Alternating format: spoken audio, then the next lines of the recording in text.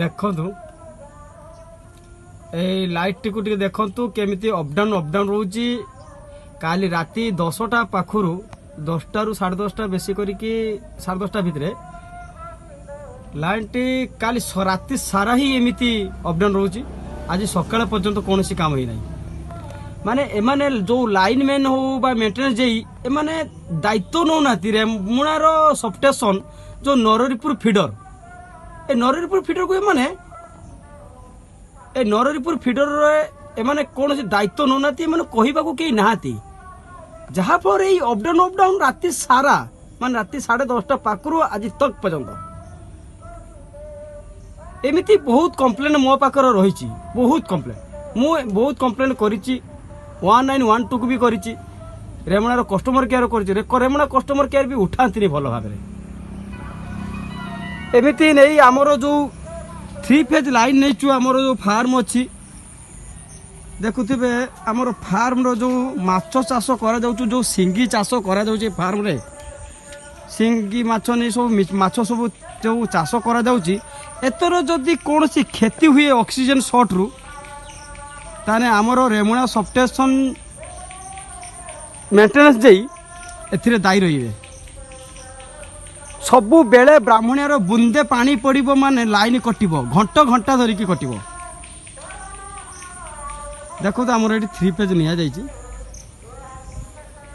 ତ ଚିନ୍ତା କରନ୍ତୁ, ଏ 3 ଫେଜ୍ 2 ଘଣ୍ଟା 3 ଘଣ୍ଟା କଟିବା କଥା, ସଟ୍ଡାଉନ୍ର କଟିବା କଥା, କିନ୍ତୁ ଇଏ ମନ ଇଚ୍ଛା କଟାଯାଉଛି। ବିଜନେସ୍କୁ ଲସ୍ କରାଯାଉଛି। ଗାଁର ସବୁ ଲୋକଙ୍କୁ ହଇରାଣରେ ହିଁ ପଡ଼ୁଛନ୍ତି ସବୁବେଳେ। ଆଜି କେବଳ ଏଇ ଗୋଟେ ଆଜି ଦିନ କହୁନି, ଏମିତି ଗୋଟେ ଭିଡ଼ିଓ ବି ପୋଷ୍ଟ କରିଛି। ରାତି ସାରା ଲାଇନ୍ ଯାଇଥିଲା।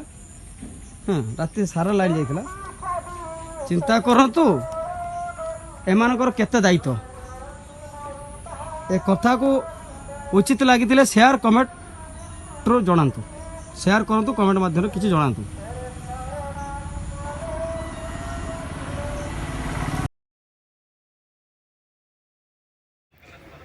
ଦେଖ ଏତେ ପର୍ଯ୍ୟନ୍ତ ବି ଲାଇନ୍ ଆସିନାହିଁ। ସକାଳେ ଆସିଥିଲା ଅଧଘଣ୍ଟେ ମାତ୍ର ଆସିଥିଲା। ଏଇ ଘଣ୍ଟେ ପୂର୍ବରୁ ଅଧଘଣ୍ଟେ ଆସିଥିଲା। ଯେ ଯାଇଛି ଠିକ୍ ଭାବରେ କାମ କରିପାରୁନାହାନ୍ତି। ପ୍ରଥମ କଥା ହେଉଛି ଠିକ୍ ଭାବରେ କରୁନାହାନ୍ତି ହେଲା। ତାପରେ ଏବେ ଟାଇମ୍ କେତେ ହେଲାଣି? 12:14 ବାଜିଲାଣି। ଏତେ ପର୍ଯ୍ୟନ୍ତ ଲାଇନ୍ ଆସିନି। ଆଉ ଆଜିକା ଦିନଟା ରହୁଛି 14 ସେପ୍ଟେମ୍ବର। 14 ସେପ୍ଟେମ୍ବରର ଆଜିକା ଦିନ। ଦେଖ ଏମିତି ବହୁତ କିଛି ଭିଡ଼ିଓ ବି ଆଗକୁ ବହୁତ ପୋଷ୍ଟ କରିବି ଏଇସବୁ ସମସ୍ୟାରେ।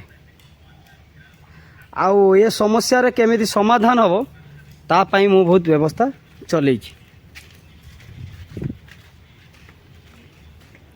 ଆଉ 2 ଦିନ ପରେ ଆଉ 2 ଥର ଏମିତି ଯଦି ଘଣ୍ଟା ଧରିକି ଯଦି ସୃଷ୍ଟି ହୁଏ ପ୍ରୋବ୍ଲେମ୍, ତାହେଲେ ନିହାତି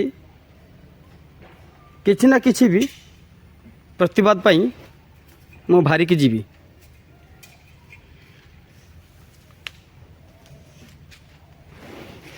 ରହୁଛି, ନମସ୍କାର।